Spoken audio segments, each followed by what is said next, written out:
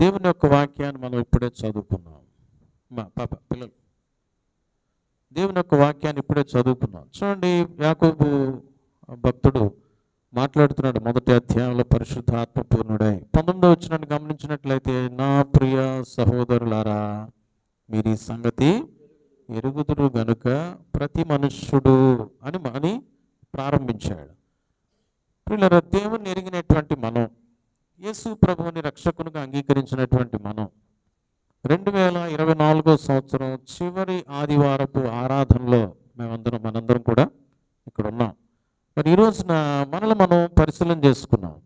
నీవు నేను మనందరం ఎలా ఉన్నాం? సహోదరులుగా ఉన్నటువంటి మనం దేవునికి ప్రియ సహోదరులుగా ఉంటున్నామా? ఒకరికొకరం ప్రియ సహోదరులుగా ఉంటున్నామా అనేది పరిశీలన చేసుకుంటూ, ఈ రోజున నేను ఎలా ఉన్నాను, వాక్యం ఎలా చెప్తుంది, నేను ఎలా ఉన్నాను, వాక్యం అనేటువంటి అర్థంలో మన జీవితాల్ని పరిశీలన చేసుకుందాం.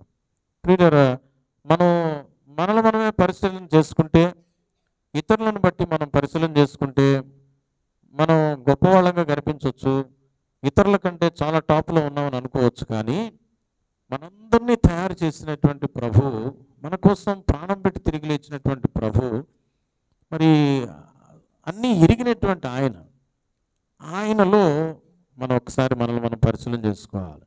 ఆయన వాక్యం అనేటువంటి అర్థంలో మనం పరిశీలన చేసుకోవాలి. సహజ సిద్ధమైనటువంటి అర్థం ముందు మనం నిలబడితే మనకు మరి బాహ్య సంబంధమైనటువంటి, శరీర సంబంధమైనటువంటి బలహీనతలు మాత్రమే, దాగులు మచ్చలు మాత్రమే కనిపిస్తాయేమో కానీ ఆత్మ సంబంధమైన అర్థమైనటువంటి దేవుని యొక్క వాక్యపు వెలుగులో మన యొక్క అంతరంగంలో ఉన్నటువంటి ప్రతి విధమైనటువంటి చెడు, దాగు, మచ్చ, బలహీనతలు అన్నీ కూడా కనబడతాయి.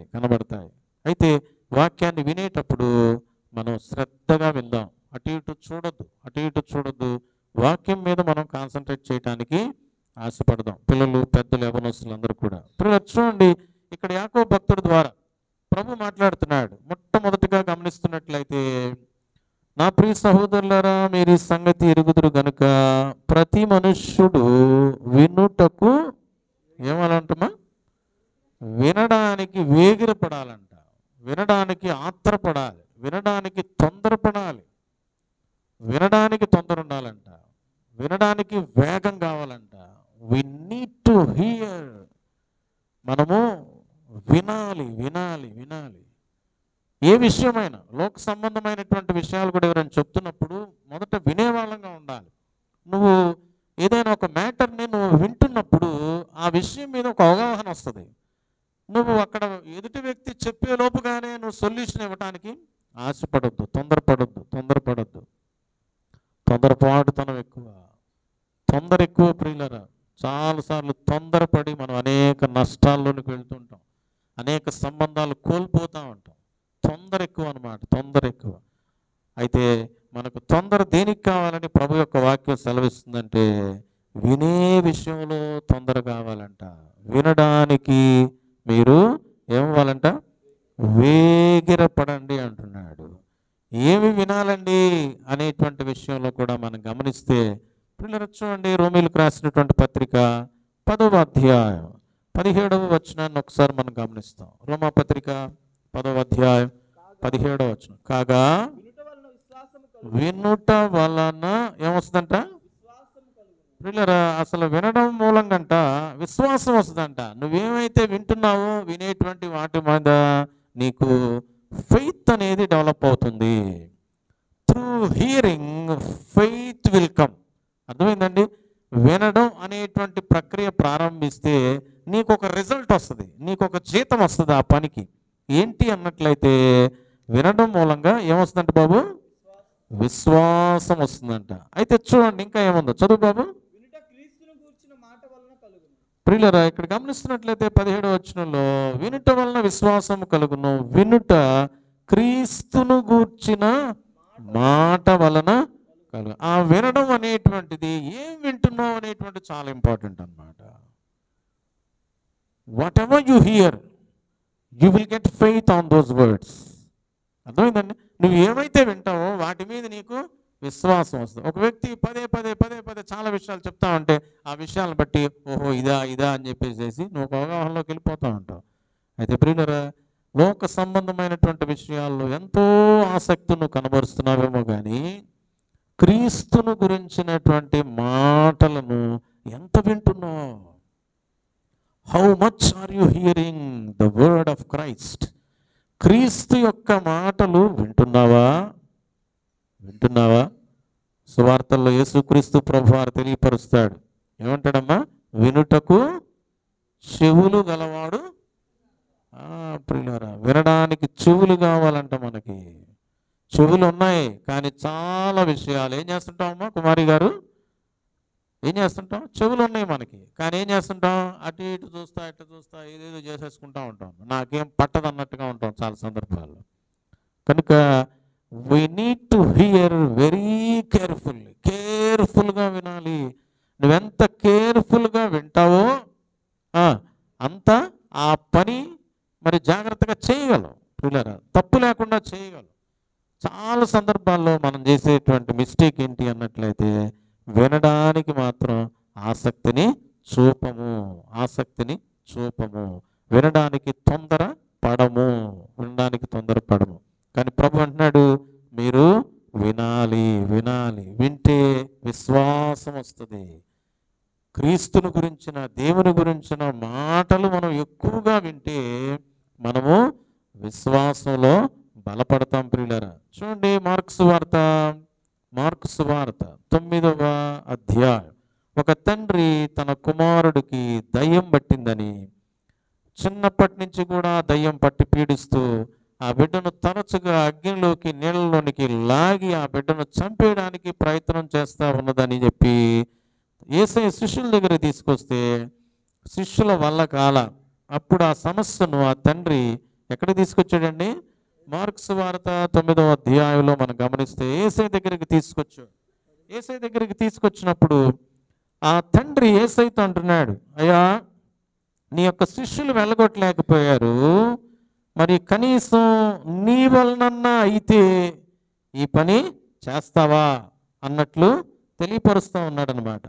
ప్రియమైనటువంటి వాళ్ళరా, నీ వలనన్నా అవుతుందా అనేటువంటి మాట మరి ఆ యొక్క తండ్రి యేసయ్యతో అని చెప్పినప్పుడు 23వ వచనంలో యేసు ప్రభువారు ఒక ఆన్సర్ ఇస్తున్నాడు. ఏం ఆన్సర్ ఇస్తున్నాడు చూడండి ప్రియులారా. అందుకు యేసు, నమ్ముట నీ వలననైతే నమ్మేవాడికి సమస్తం సాధ్యం. నమ్మాలి. ఏంటంట? వింటే నమ్మిక లేదా విశ్వాసం వస్తుంది మనకి. వింటే నమ్మిక లేదా విశ్వాసం వస్తుంది ప్రియులారా. కాబట్టి నమ్ముట నీ వలన అయితే అంటే నువ్వు ఎంత వింటావో, ఎంత నమ్మికను కూడగట్టుకుంటావో, ఎంత సంపాదించుకుంటావో విశ్వాసాన్ని, దాన్ని బట్టి నీకు అసాధ్యానికి చోటు లేనటువంటి అనుభవంలోనికి వెళ్తావు. అర్థమైందండి? అంటే మనం ఇక్కడ ఈ వాక్యాన్ని మనం ఎలా అర్థం చేసుకోవాలంటే, నమ్ముట నీ వలన అయితే అని యేసయ్య అంటున్నాడు కదా. వినడం నీ వలన అయితే నా మాటలు వినడం నీ వలన అయితే నీకు విశ్వాసం వస్తుంది. అట్టి విశ్వాసాన్ని బట్టి నీకు అసాధ్యం లేనటువంటి కార్యాలు నీ పక్షంగా నేను చేస్తా అన్నట్లుగా ప్రభు ఇక్కడ మాట్లాడుతూ ఉన్నాడు. వినడం మన వల్ల అవుతుందండి. వింటున్నావా వాక్యాన్ని? దేవుని వాక్యాన్ని శ్రద్ధగా వింటున్నావా? చెవులు ఎన్నున్నాయి? ఒకటా? 2 చెవులు ఉన్నాయి. 2 చెవులు. ఈ 2 చెవులతో ఎంత వింటున్నావు? మనం ఏం చేస్తామంటే ఒక చెవితో విని ఒక చెవితో ఏం చేస్తామంటండి? బయటకు వదిలేస్తామంట. అలా ఒకవేళ ఉన్నామా ప్రియా దేవుని బిడ్డలారా? ఈ రోజున మనం పరిశీలన చేసుకోవాలి. వినడం మన వల్ల అయితే వినేవానికి సమస్తం సాధ్యం. అంటే నమ్మటం, విశ్వాసం పెట్టడం నీ వలన అయితే అని ప్రభు అంటున్నాడు. విశ్వాసం ఎలా వస్తుంది? వినడం ద్వారా. ఏం వింటే? యేసయ్య మాటలు వినాలి. పనికిమాలిన మాటలు ఎక్కువగా వింటూ ఉంటాం. పనికిమాలినటువంటి పాటలు, సినిమా పాటలు, షికార్లు, వ్యర్థమైన మాటలు, బూతు పురాణాలు, వాటిల్లో డిగ్రీలు చేసినటువంటి వాళ్ళు బోల్డ్ మంది అండి. ఆయా సమయాల్లో లోపల అంతరంగికంగా దాచిపెట్టినటువంటి ఆ మాటలన్నీ కూడా బయటకు తీసుకొని వస్తూ ఉంటారు. ప్రియులారా, మరి నీ యొక్క నీ యొక్క హృదయాన్ని దేనితో నింపుకుంటున్నావు, నీ హృదయాన్ని దేనితో నింపుకుంటున్నావు అనేది చాలా ఇంపార్టెంట్. కనుక నువ్వు ఏమి వింటున్నావు. ఈ రోజున సంవత్సరాలు గడుస్తున్నాయి. 2024 సంవత్సరం కూడా మనం ముగింపులోనికి వచ్చేసాం. ఓన్లీ 2 days లెఫ్ట్ అండి. ఇంకా 2 రోజులే నూతన సంవత్సరంలోనికి ప్రవేశిస్తా ఉన్నాం. ఒక్కసారి వినే విషయంలో ఎక్కడైతే నువ్వు పొరపాటు పడ్డావో, వినే విషయంలో ఎక్కడైతే ఆగిపోయావో, వినే విషయంలో ఎక్కడైతే నీవు ప్రక్క త్రోవకు వెళ్ళి ఉన్నావో ఒక్కసారి పరిశీలన చేసుకుందామా. దేవుని బిడ్డగా నేను వాక్యాన్ని ఎంత వింటున్నాను, మిగతా విషయాలు ఎంత వింటున్నాను, వాక్యాన్ని ఎంత వింటున్నాను. ఇతరులతో ముచ్చట్లాడుతున్నప్పుడు ప్రియులరా, ఎదుటి వ్యక్తి ఫోన్ చేస్తే అరగంట గంట సేపు మాట్లాడేటువంటి వాళ్ళు ఉన్నారు. వాకింగ్లు చేస్తూ కూడా మనం ఆ టైంని మరి ఇది చేసుకోవటానికి ఏం చేస్తాం, సేవ్ చేసుకోవటానికి ఎక్కువగా మాట్లాడుతూ ఉంటాం. ఆ మాటలు వాళ్ళు చెప్పే మాటలన్నీ వింటూ ఉంటాం. దేవుని సన్నిధిలో నువ్వు ఎంతసేపు కూర్చున్నావు? ఉదయం లేచిన తర్వాత దేవుని యొక్క వాక్యాన్ని ఎంత వింటున్నావు? ఆయన చెప్పే మాటలు నువ్వు వింటున్నావా? మందిరానికి వస్తున్నావా? మందిరంలో ఉన్న కార్యక్రమాలు, మనకు ఆదివారం ఉదయం సండే స్కూల్ ఉంటుంది, 9:30కి ఆరాధన ఉంటుంది, 2 మెసేజ్లు ఉంటాయి. ఏమండి, స్త్రీల కూడుకుంటుంది, యవనస్తులు కూడుకుంటుంది, కాటేజ్ మీటింగ్స్ ఉంటాయి, మంగళవారం గురువారం బైబిల్ స్టడీ ఉంటుంది. ఇన్ని మీటింగ్స్లో కూడా వాక్యాలు తెలియపరుస్తూ ఉన్నప్పుడు హియరింగ్ నిజంగా వింటున్నావా? వినే విషయంలో నువ్వు డెవలప్ అవుతున్నావా? వింటున్నావా దేవుని యొక్క మాటలు? రెండవ ప్రాముఖ్యమైనటువంటి విషయాన్ని భక్తుడి ద్వారా ప్రభు మాట్లాడుతున్నాడు ప్రియులారా. చూడండి, యాకోబు పత్రిక 1వ అధ్యాయం 19వ వచనంలో మనం ఉన్నాం. ప్రతి మనుష్యుడు వినుటకు వేగిరపడువాడును. రెండవది ఏంటంటే మాటలాడుటకు ఎలా ఉండాలంటమ్మా? మనం ఏం చేస్తామంటే రివర్స్ డైరెక్షన్ ఉంటుంది మనది కదమ్మా. వినడానికేమో నిదానిస్తాం, మాట్లాడటానికేమో తొందరపడతాం. మాట్లాడటానికి చాలామందికి ఇష్టం అన్నమాట, ఎక్కువ మాట్లాడేస్తూ ఉంటాం కదా. తొందర ఎక్కువ.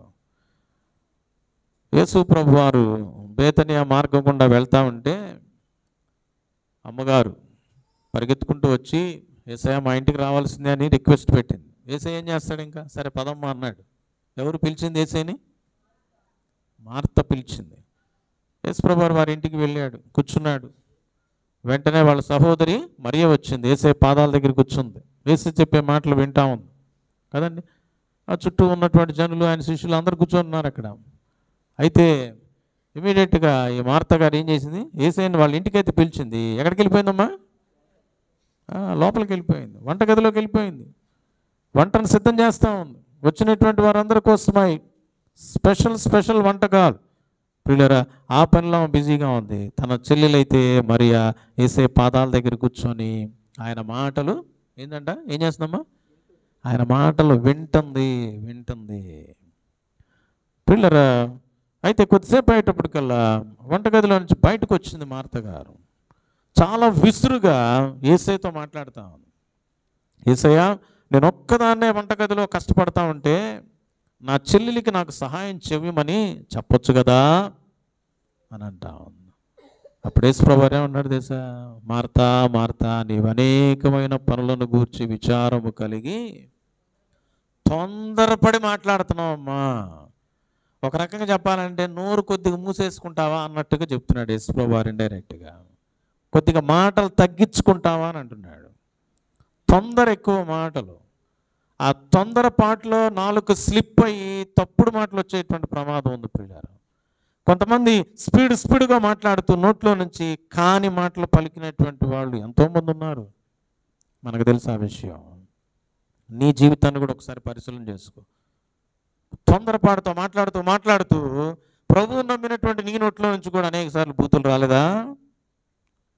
ఒకసారి గమనించు. అందుకనే మాటలాడుట కంట ఏం చేయాలంటండి? నిదానించాలి. ప్రియులరా, చూడండి, మత్తయి సువార్త 5వ అధ్యాయం 37వ వచనాన్ని చదువుకుందాం. బైబిల్ ఉన్న వాళ్ళందరూ తెరవాలి, బైబిల్ పెట్టుకొని అవునంటే అవును, కాదంటే కాదు అని ఉండవలెను. వీటికి మించున్నది దుష్టుని నుండి పుట్టునది. మన మాట అంట క్లారిటీగా ఉండాలంట. అవునా కాదా, వ్యర్థమైన మాటలు మిక్స్ చేయకూడదు కదండి. ఏదైనా ఒక విషయాన్ని అడిగినప్పుడు మనం ఏం చేస్తామంటే ఒక బ్రీఫ్ స్టోరీ ఎక్స్ప్లెయిన్ చేస్తాం. అడిగింది నేను ఒక విషయం అయితే మొత్తం స్టోరీ అనమాట, ముందు వెనక మొత్తం మనం కథ అంతా నడిపిస్తాం. మరి సినిమాకి ఒక కథ అంతా రాసినట్టుగా ఒక పెద్ద స్క్రిప్ట్ మన దగ్గర రెడీ అయిపోయి ఉంటుంది అనమాట. అందుకనే ప్రభు బాబు రెడీ తిరగబాకన కూర్చో.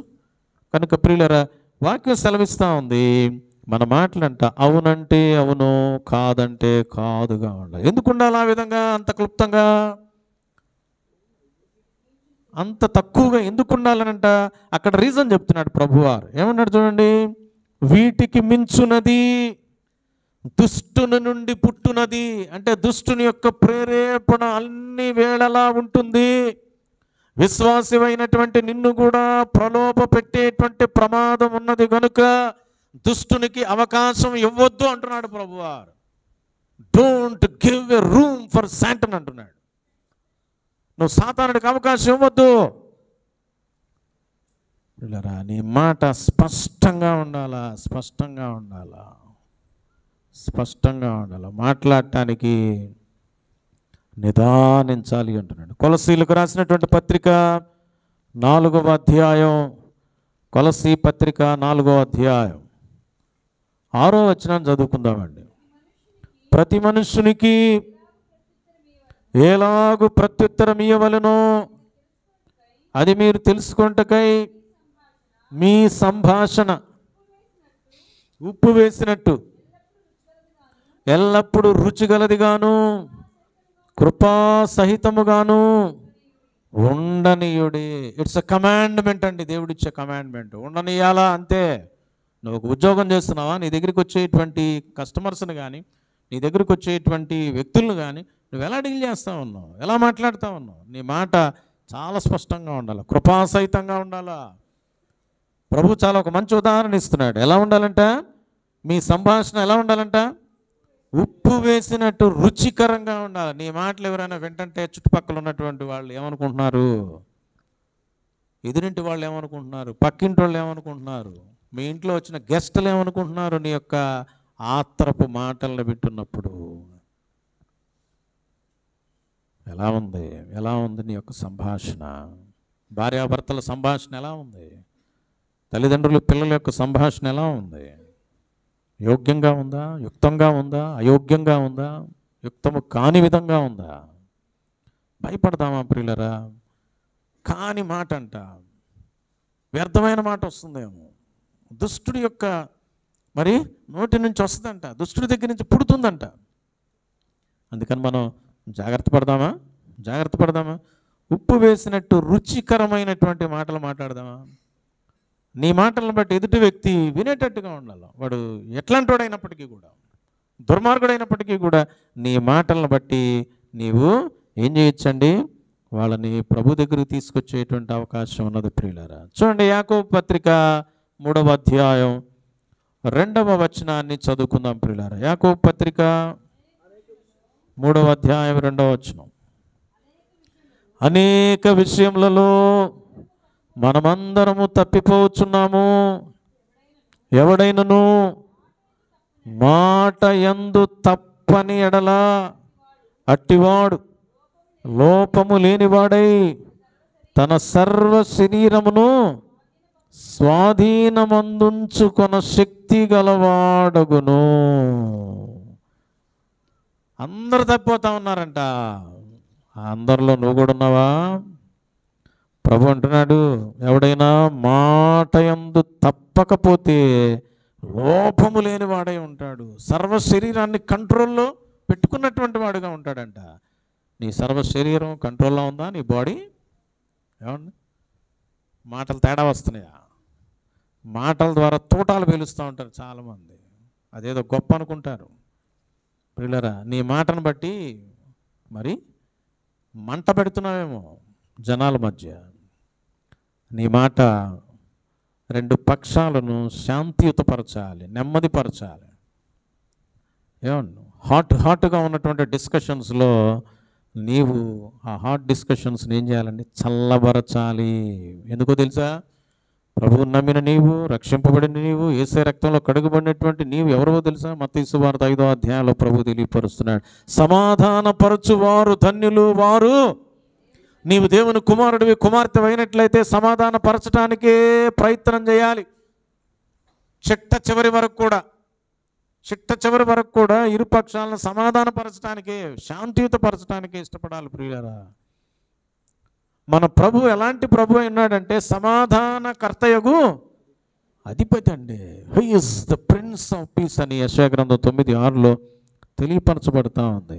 సమాధానపరచు పరిచర్య ప్రభు మనకు అనుగ్రహించాడంట. 2 కొరింథీ పత్రికలో మనం చూడొచ్చు.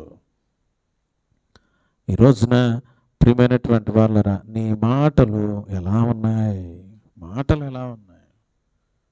నీ మాటలు తీగా ఉన్నాయిలే అని, నీ మాటల్లో నేను టాప్ అని చెప్పేసి ఇష్టం వచ్చినట్టు మాట్లాడుతూ ఉన్నామేమో. జాగ్రత్త. ప్రతి మాటకు కూడా లెక్కప్ప చెప్పాలి దేవుడికి. ప్రతి మాటకు కూడా దేవుని యొద్ద మనం నిలబడాలి. నువ్వేం మాట్లాడావు ప్రియులారా, గమనించండి. మాట్లాడటానికి నిదానించాలి. మూడవ ప్రాముఖ్యమైనటువంటి విషయం చూడండి, ఏమి రాయబడిందో 19వ అధ్యాయం యాకోబు రాసిన పత్రిక మూలవాక్యంలో మనం 1వ అధ్యాయం 19వ వచనాన్ని గమనిస్తే ఏముందండి? 3వ మాట, కోపించుటకు నిదానించువాడునై ఉండవలెను. కోపం చాలామందికి వస్తుంది, నాకు కూడా వస్తూ ఉంటుంది కోపం. పిల్లరా, కోపపట్టానికంటే కూడా మనం ఏం చేయాలంట? నిదానించాలని ప్రభు తెలియపరుస్తూ ఉన్నాడు. ఈ రోజున మనం మరి కోపపడితే వచ్చే ప్రమాదాలు కూడా మనకు వాక్యంలో తెలియపరచబడతాం. చూడండి 20వ వచనం చూడండి, ఏం రాయబడింది అక్కడ? 1:20 యాకోబు. ఎందుకనగా నరుని కోపము దేవుని నీతిని నెరవేర్చదంట. నీవు కోపపడితే దేవుని నీతి అక్కడ జరగదు, దేవుని నీతి అక్కడ వర్ధిల్లదు, దేవుని పనులు అక్కడ జరగవు, దేవుని పని జరగదంట. మరి ఎవరి పని జరుగుద్ది అక్కడ? నరుని కోపాన్ని బట్టి సాతానుడి పని జరుగుద్ది.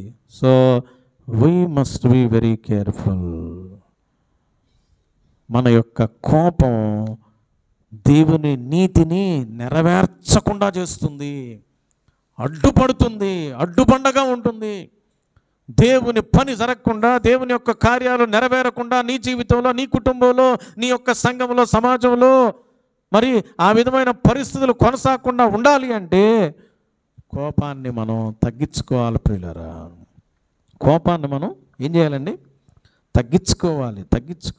నిదానించాలంట. కోపపడటానికి నిదానించాలంట. ఎఫ్సీలకు రాసినటువంటి పత్రికలో భక్తుడు ఏమంటాడు తెలుసండి? ఎఫ్సీలకు రాసినటువంటి పత్రిక 4వ అధ్యాయం 26వ వచనాన్ని కనుక గమనించినట్లయితే ఎఫెసీ 4:26 కోపపడుడి గాని ఏం చేయొద్దంట? పాపం చేయొద్దు. కొంతమంది కోపం పెరిగిపోయి అసలు ఆ బీపీ వచ్చేసేసి అది ఇంకా రైజ్ అయిపోయి 1 మాట 2 మాటలు కాకుండా అది 20-30 మాటలు వచ్చేసేసి విపరీతమైనటువంటి విధంగా మరి ఆ చెడును క్రియేట్ చేసేస్తుంది అన్నమాట. మళ్ళీ అక్కడ తెగిన బంధాన్ని మళ్ళీ కట్టుకోవటానికి చాలా టైం పట్టుద్ది. ఈ మధ్యలో దుష్టుడు చాలా కార్యాలు అక్కడ చేసేస్తాడు. దేవుని పనులు ఆగిపోతాయి. ప్రియమైనటువంటి వాళ్ళరా, కనుక వాక్యం ద్వారా ప్రభు అంటున్నాడు, కోపపడండి, అయితే పాపం మాత్రం చేయకూడదు.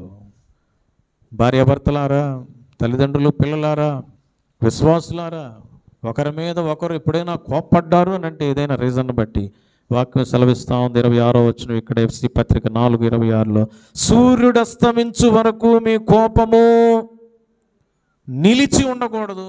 ప్రభు యొక్క ఆజ్ఞ ఇది. సాయంత్రం లోపే, సూర్యుడు అస్తమించే లోపుగానే ఏం చేయాలంట? భార్యతో అయినా, భర్తతో అయినా, పిల్లలతో అయినా, తల్లిదండ్రులతోనైనా, ఎవరితో అయినప్పటికీ ఏం చేయాలంటమ్మా? పెంచి పోషించుకో. మాకు సమాధానపడు, క్షమాపణ అడుగు, వాళ్ళతో వెళ్ళి మాట్లాడు కనీసం. అర్థమైందండి? విషయం సద్దుమణిగిపోవాలంతే, సూర్యుడు అస్తమించేంత వరకే, లేకపోతే ప్రమాదాలు కొని తెచ్చుకుంటావు జాగ్రత్త, జీవితాలు పాడైపోతాయి జాగ్రత్త. చిన్న మాటను బట్టి ఎన్నో కుటుంబాలు అస్తవ్యస్తం అయిపోయినాయి ప్రియులారా. కోర్టుల్లో కేసులు కనుక మనం గమనిస్తూ ఉన్నట్లయితే దొంగతనాలు, హత్యలు, దోపిడీల కంటే కూడా ఎక్కువగా ఏముంటాయో తెలుసండి? భార్యాభర్తల తగాదాల కేసులు, విడాకుల కేసులు ఎక్కువ ఉంటాయంట. ఒకసారి ఆలోచన చేయండి ప్రియులారా. క్షమాపణ ఉండడం లేదు. కనుక కోపపడుడి కానీ పాపం చేయకుడని అంటున్నాడు. అంటే మన కోపం పాపము లేని కోపమై ఉండాలి. కోపపడండి అని చెప్పారు కాబట్టి నేను ప్రతిరోజు కోపపడతాను అనేటువంటి పాయింట్ కాదండి. పాపం అనేది ఉండకూడదు, దానికి ఒక స్పెసిఫిక్ రీజన్ ఉండాలి. అంతేకాకుండా ప్రియమైనటువంటి వాళ్ళరా, సూర్యుడు అస్తమించేలోగా మన కోపం సమాప్తం అయిపోవాలని ప్రభువారు తెలియపరుస్తున్నాడు. మనం కనుక గమనించినట్లయితే ఆదికాండం 4వ అధ్యాయంలో అక్కడ మొట్టమొదటిగా భయంకరంగా కోపపడినటువంటి మరి ఒక వ్యక్తిని మనం చూస్తున్నాం. ఎవరమైనా? కయీను అన్న. ఆదాము హవ్వలకు పుట్టినటువంటి మొదటి బిడ్డలు వీరు. కయీను అన్న, రెండోవాడు ఎవరండి? హేబేల్. మనం వీరి యొక్క జీవితాలను కనుక గమనిస్తూ ఉన్నట్లయితే చూడండి, దేవునికి వీళ్ళిద్దరూ అర్పణలు అర్పించారు. కయీను యొక్క అర్పణని ప్రభు స్వీకరించలేదు కాబట్టి ఏమైందంట? 5వ వచనం చూడండి, కయీనును అతని అర్పణను ఆయన లక్ష్య పెట్టలేదు కాబట్టి కయీనుకు మిక్కిలి కోపం వచ్చి అతడు తన ముఖము చిన్నబుచ్చుకొనగా. దేవుడు వెంటనే అడుగుతున్నాడు, నీకు కోపమేలా? ముఖము చిన్నబుచ్చుకొని ఉన్నావేమి?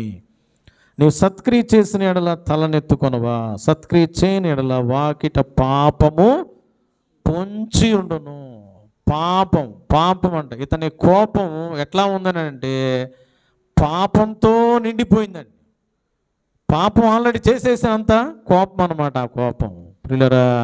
మరి అంతేకాకుండా అక్కడ తెలియపరచబడతా ఉంది 8వ వచనంలో, కయీను తన తమ్ముడైన హేబేలుతో మాటలాడెను. వారు పొలంలో ఉన్నప్పుడు తన తమ్ముడైన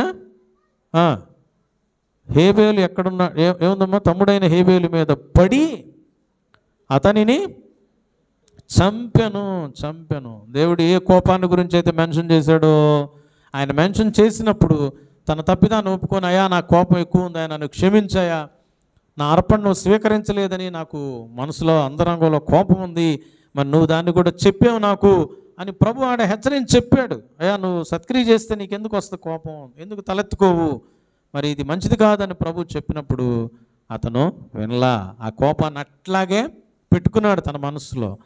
తన కోపాన్ని మనసులోనే పెట్టుకొని ప్రియులరా 8వ వచనంలో గమనిస్తున్నట్లయితే తన తమ్ముడైన హేబేల్తో మాట్లాడుతున్నాడు. ఎలాంటి మాటలు అవి? కోపంతో కూడినటువంటి మాటలు. లోపల కోపం ఉంది, మాట్లాడుతున్నాడు. అతను మాట్లాడుతున్నాడో, పోట్లాడుతున్నాడో, ఎగబడ్డాడో, మీద పడ్డాడో, ఏం చేశాడో మనకు తెలుసు. చూడండి అక్కడ రాయబడి ఉంది, తన తమ్ముడైన హేబేలు మీద పడి ఏం చేశాడంట? చంపేంతగా మీద పడ్డాడంట, చంపేశాడు. కాబట్టి ప్రియమైనటువంటి వాళ్ళరా, కోపం ఎంత భయంకరమైందో మనకు తెలుసు. బైబిల్ గ్రంథంలో మోషే భక్తుని యొక్క జీవితం కూడా మనకు తెలుసండి. అతను మొదట్లో రాజకుమారుడుగా పెరిగాడు కదా, ఫరో కుమార్తె యొక్క కుమారుడుగా. అతను అక్కడ ఐగుప్తు దేశంలో ఉన్నప్పుడు అతను ఒక్కసారి మరి అక్కడ ఉన్నటువంటి పనివారందరినీ, తన వారందరినీ గమనించడానికి వెళ్ళినప్పుడు అక్కడ ఒక ఐగుప్తీయుడు ఇశ్రాయేలీ మీద తగాదాడుతూ వారు కొట్టుకుంటున్నటువంటి సమయంలో మధ్యలోకి పోయి ఆ సమస్యను తీర్చడానికి ప్రయత్నం చేస్తున్నాడు ప్రియులారా. ఆ సమయంలో కోపపడి ఏం చేశాడంట? ఐగుప్తీయుడిని కోపంతో చంపేసి ఇసుకలో పాతి పెట్టాడంట.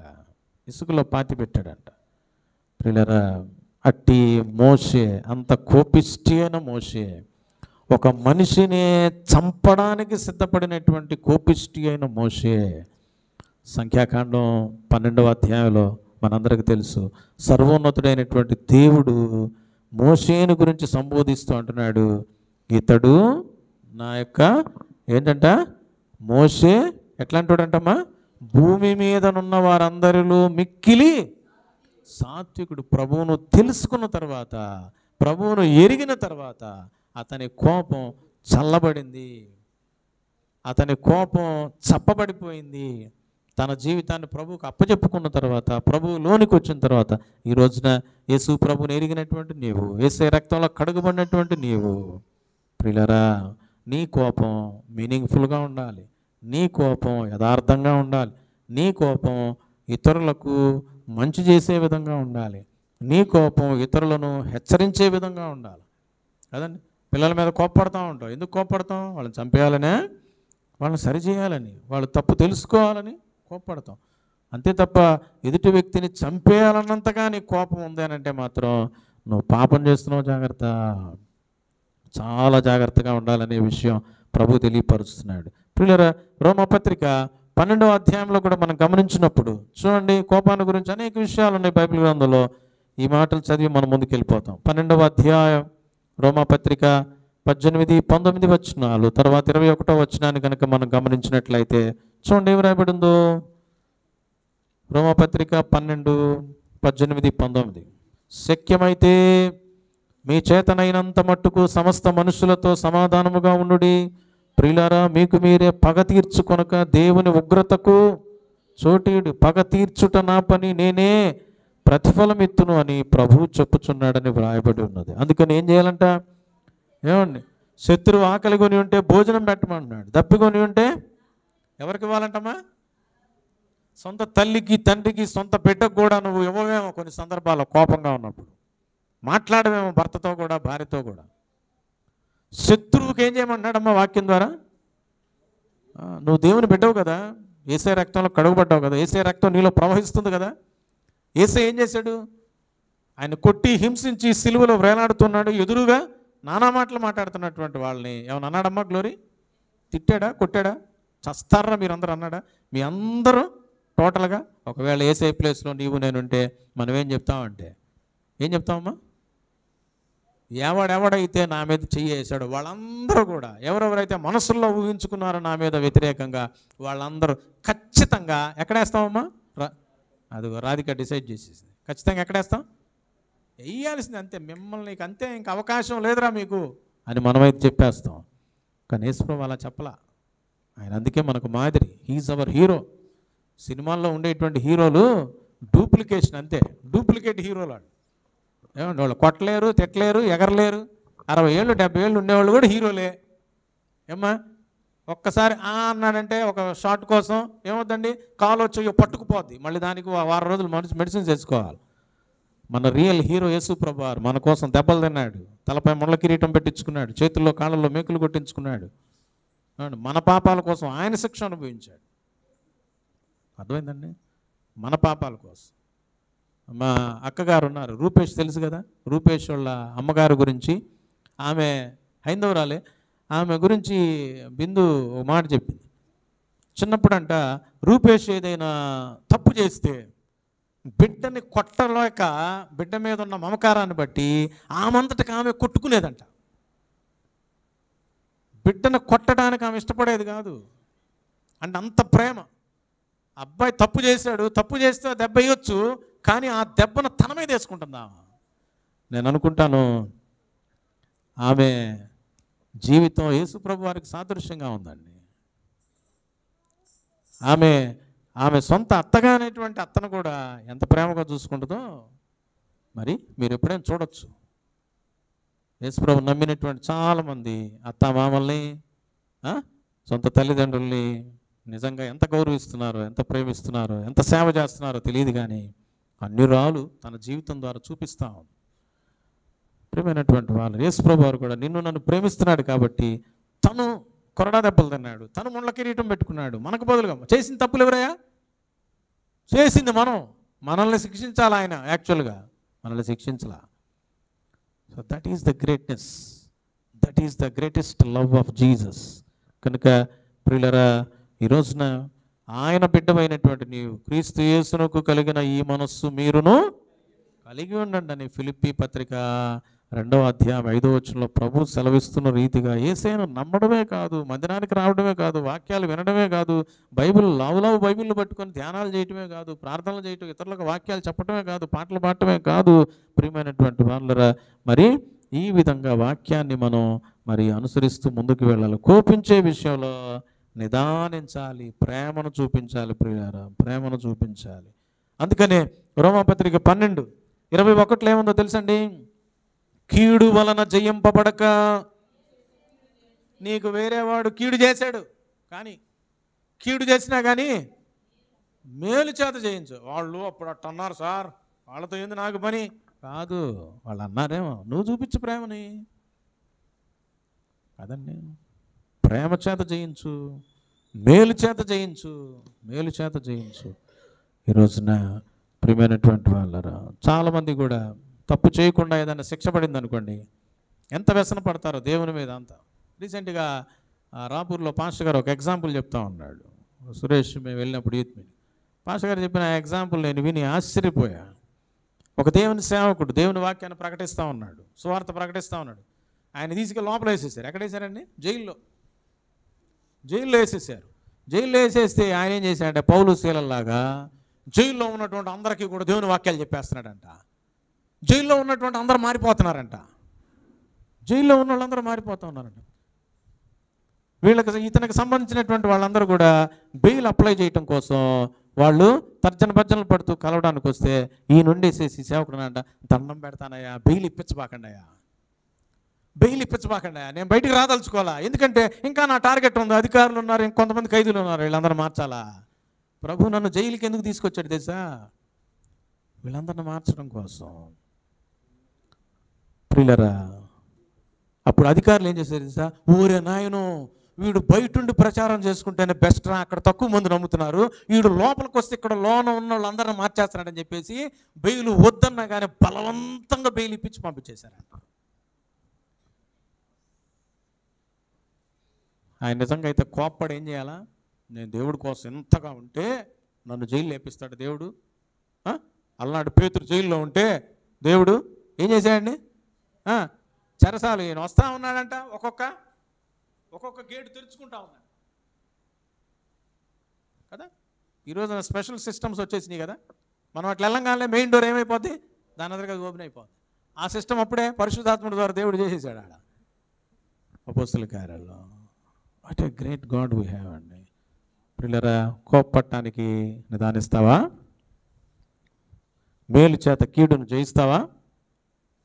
ఒకసారి ఆలోచన చేద్దాం ఎలా ఉన్నాం ప్రియులరా. తర్వాత విషయం ఫాస్ట్గా ఒక 5 నిమిషాలు మనం ముగిస్తాం. చూడండి, యాకోబు పత్రిక మొదటి అధ్యాయం మనం కనుక గమనించినట్లయితే చూడండి, అద్భుతమైనటువంటి మాట రాయబడింది. 22వ వచనం.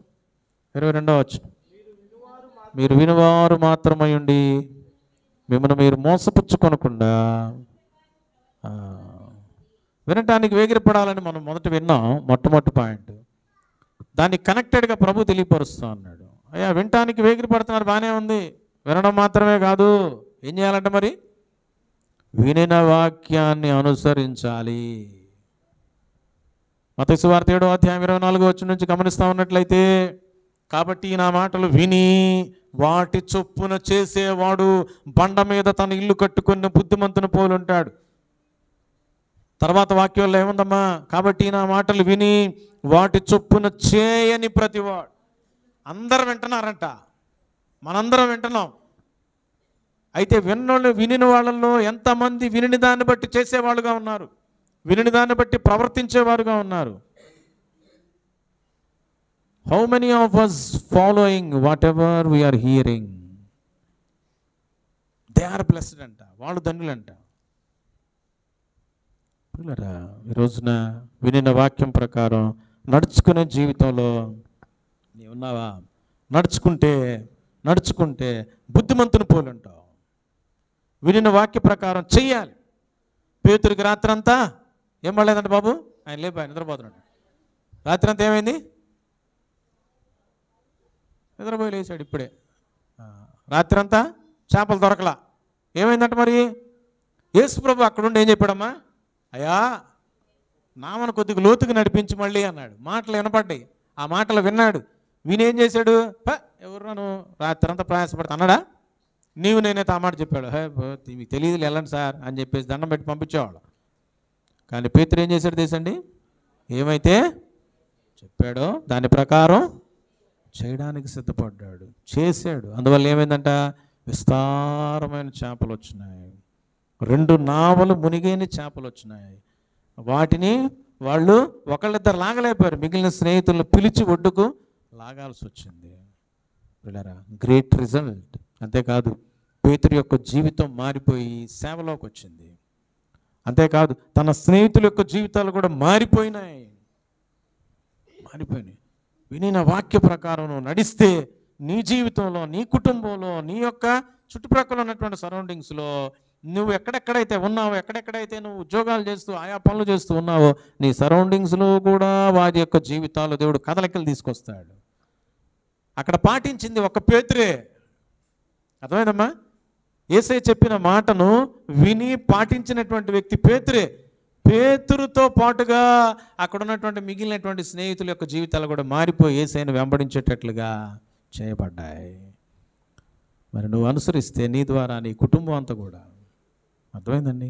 ఈ రోజున వాక్య ప్రకారం నువ్వు నడిస్తే బుద్ధిమంతుడిని పోలుంటావు అంటున్నాడు మత్తయి సువార్త 7వ అధ్యాయంలో. బుద్ధిమంతుడిని పోలుండటమే కాదు, నీ ఇల్లు స్ట్రాంగ్గా ఉంటుంది, నీ జీవితం స్ట్రాంగ్గా ఉంటుంది. వీళ్ళరా, వాన వచ్చను, వరద వచ్చను, గాలి వీసను, ఆ ఇల్లు కూలబడలేదంట. నీ జీవితం స్టాండర్డ్గా ఉంటుంది, దృఢంగా ఉంటుంది. ఎందుకంటే నీవు బండ మీద ఉన్నావు, యేసయ్య మీద ఉన్నావు, ఆయన మాటల్ని నమ్మి వాటి ప్రకారం చేసే వ్యక్తిగా ఉన్నావు. కాబట్టి ఈరోజున వాక్యం వెండవే కాదు, వాక్య ప్రకారం నడుచుకునే జీవితం, ప్రవర్తించే జీవితం నీకు ఉన్నదా? చివరిగా ప్రియులరా, మరి మరొక మాట అక్కడ తెలియపరుస్తున్నాడు. ఏంటో తెలుసండి? 26వ వచనంలో చెప్పబడతా ఉంది, 1వ అధ్యాయం యాకోబు రాసిన పత్రిక, ఎవడైనను నోటికి కళ్ళెము పెట్టుకొనక తన హృదయమును మోసపరచుకొనుచు భక్తి గలవాడినని అనుకునేడలా వాని భక్తి వ్యర్థమే. ప్రియులారా, ఇందాక చాలా విన్నాం మనం. మాటలు కోటలు దాటకూడదు, మాటలు నిదానంగా ఉండాలి. మన మాటలు నిదానంగా ఉండాలి, మన కోపం కూడా నిదానంగా ఉండాలి, తక్కువగా ఉండాలి, అవునంటే అవును, కాదంటే కాదుగా ఉండాలి. మరొక విషయాన్ని ప్రభు ఇక్కడ యాడ్ చేస్తా ఉన్నాడు. మీ నోటికి అవసరం అయితే ఏం చేయమంటున్నాడమ్మా? కళ్ళెం పెట్టుకోవాలి. ఎద్దులకి ఏం పెడతారు? మూతికి చిక్కం పెడతారు. ఆ విధంగా నీ నోటిని అప్పుడప్పుడు ఏం చేయాలండి? కంట్రోల్ చేసుకోవాలి ప్రియులారా. అందుకనే ఇక్కడ చూడండి, కొన్ని మాటలు ఉన్నాయి, ఆ మాటలు చదివేసేసి మనం బలను ప్రవేశిస్తాం. యాకోబు రాసిన పత్రిక 3వ అధ్యాయం 3 నుంచి చూడండి. కొన్ని మాటలు నేను చదువుతాను, మీరు వినండి చాలు. గుర్రములు మనకు లోబడుటకై నోటికి కళ్ళెము పెట్టి వాటి శరీరం అంతయు త్రిప్పుదుము కదా. ఓడలను కూడా చూడే, అవి ఎంతో గొప్పవై పెనుగాలికి కొట్టుకొని పోబడినను ఓడ నడుపు వాని ఉద్దేశము చొప్పున మిక్కిలి చిన్నదకు చుక్కాని చేత త్రిప్పబడును. అలాగుననే నాలుక కూడా చిన్న అవయవమైనను బహుగా అదిరిపడును. ఎంత కొంచెము నిప్పు ఎంత విస్తారమైన అడవిని తగులబెట్టును. నాలుక అగ్నియే.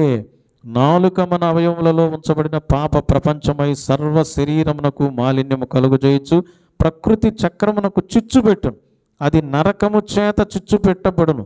మృగపక్షి సర్ప జలచరములలో ప్రతి జాతియు నరజాతి చేత సాధు కాజాలును, సాధు ఆయను. కానీ ఏ నరుడును నాలుకను సాధు చేయ నేరడు. అది మరణకరమైన విషముతో నిండినది, అది నిరర్గళమైన దుష్టత్వమే. దీనితో తండ్రి అయిన ప్రభువును స్తుతింతుము, దీనితోనే దేవుని పోలికగా పుట్టిన మనుషులను శపింతుము. కాబట్టి ప్రియులరా, మన నోటికి కళ్ళెం పెట్టుకోవాలి, నోటిని అదుపు చేసుకోవాలి. నోటిని కళ్ళెం పెట్టుకోలేకపోతున్నాను సార్. ఎలా సార్? వాక్యం అయితే చెప్తా ఉంది, నేను కళ్ళెం పెట్టుకోలేకపోతున్నా. ప్రతిసారి ఆ చెక్కం లాంటిది ఏదో కొనుక్కొచ్చి మూతికి ఎట్ట తగిలించుకునేది నేను అని నేను చెప్పొచ్చు. మనం చేయాల్సినటువంటి పని ఏంటో తెలుసండి? మత్తయి సువార్త 12వ అధ్యాయంలో మరి 34వ వాక్యం అనుకుంటా, ఆ వాక్యాన్ని ఒకసారి చదివితే మనం ప్రార్థన చేస్తాం ప్రియులారా. మత్తయి సువార్త 12వ 12వ అధ్యాయం 34వ వచనం చదవమ్మా. హృదయమందు నిండియుండు దానిని బట్టి నోరు మాటలాడును కదా. హృదయాన్ని నీవు దేవుని మాటలతో నింపుకో. అప్పుడు నీ నోట్లో నుంచి యుక్తమైన మాటలు వస్తాయి. నీ నాలుక సాధు చేయబడుతుంది వాక్యం ద్వారానే. వాక్యాన్ని కేవలం జ్ఞానయుక్తంగా మాత్రమే ఉండటానికి నేర్చుకోవద్దు. వాక్యాన్ని ఎక్కడ భద్రపరచుకోవాలయా? హృదయంలో భద్రపరుచుకునేటట్లుగా వాక్యాన్ని వినండి, వాక్యాన్ని భద్రపరచుకోండి, హృదయాన్ని నింపుకోండి ప్రియులారా కదా. కంప్యూటర్ గురించినటువంటి మరి ఆ క్యాప్షన్ మనందరికీ తెలుసు. What ever you give as input you will get the same output. అర్థమైందండి? నువ్వేమైతే ఇన్పుట్ ఇస్తావో అదే రిజల్ట్ వస్తుంది. కనుక మన సిస్టమ్కి కూడా ఏమిద్దాం? మన హృదయానికి ప్రియులారా నువ్వేమేమైతే ఇస్తావో అదే అవుట్పుట్ నీ నోట్లోంచి బయటకు వస్తుంది. నీ ప్రవర్తన ద్వారా, నీ క్రియల ద్వారా బయటికి జాగృతమవుతాయి. కనుక మనం మన హృదయాన్ని దేవుని మాటలతో నింపుకుందాం ప్రియులారా. మరి ఇప్పటి వరకు 5 ప్రాముఖ్యమైన విషయాలు మనం చూసాం. మొదట వినడానికి ఏం చేయాలమ్మా? రెండోది ఏం చేయాలమ్మా? మాట్లాడటానికి. మూడోది ఏంటమ్మా? కోపట్టానికి కూడా నిదానించాలి. నాలుగోది వినడమే కాదు, వినిన దాని ప్రకారం ప్రవర్తించే వారంగా ఉండాలి, చేసే వారంగా ఉండాలి. ఐదోది చివరిది నోటికి కళ్ళెం పెట్టుకునేటువంటి వారంగా ఉండాలి. కనుక ఇలా మనం ఉన్నామా? ఇలా ముందుకు వెళ్తున్నామా? ఇలా వెళుతున్నామా లేదా అని పరిశీలన చేసుకుంటూ ఎక్కడ తప్పిపోతున్నామో, ఎక్కడ నీకు ఇండికేట్ చేశాడో ప్రభు, ఏ పాయింట్లో నువ్వు బలహీనంగా ఉన్నావో ఆ విషయాన్ని ఒప్పుకొని విడిచిపెడదాం. ఎందుకు వాక్యాన్ని ప్రభు ఇచ్చాడంటే ఈ తప్పిదాలు మనలో ఉన్నాయి, వాటిని గ్రహించి వాటిని ఒప్పుకొని విడిచిపెట్టాలి అని. వాటిని విడిచిపెట్టిన వారమై ఒక తీర్మానం ఇప్పుడే చేసుకొని బల్లలో యోగ్యముగా చేయవేద్దాం. మనలో తప్పిదాలు అంతే పెట్టుకొని తప్పుడు హృదయంతో, తప్పుడు జీవితంతో పరిశుద్ధమైనటువంటి పాత్రలో చేయి వేయొద్దు దయచేసి. అందుకనే ఒక్క నిమిషం సమయాన్ని తీసుకొని విన్న వాక్యాన్ని పరిశీలన చేసుకుంటూ బల్లను మనం సమీపిస్తాం ప్రియులారా.